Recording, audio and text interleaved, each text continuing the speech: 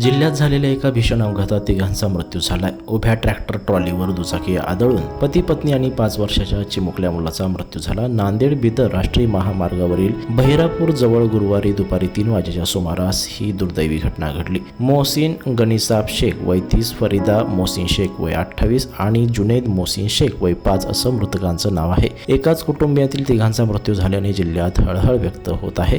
मिळालेल्या माहितीनुसार मयत कुटुंबीय हे मुखेड तालुक्यातील परतूर येथील रहिवासी आहेत.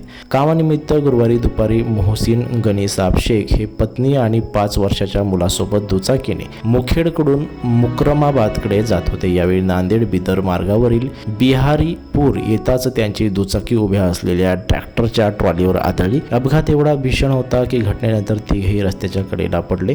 डोक्याला मार लागल्याने गंभीर जखमी झाले. मोहसिन गनीसाब शेख, फरीदा मोहसिन शेख आणि 5 वर्षे जुनैद मोहसिन शेख या तिघांचा मुक्रमाबाद येथे रुग्णालयात नेत असताना मृत्यू झाला. तिघांचे मृतदेह शवविच्छेदनासाठी मुक्रमाबाद येथील आरोग्य केंद्र येथे नेण्यात आले. अपघातानंतर घटनास्थळी नागरिकांनी मोठी गर्दी केली होती. घटनास्थळाला मुक्रमाबाद पोलीस स्टेशनचे सहाय्यक पोलीस निरीक्षक भालचंद्र तिडके यांनी तत्काळ भेट देऊन पाहणी केली.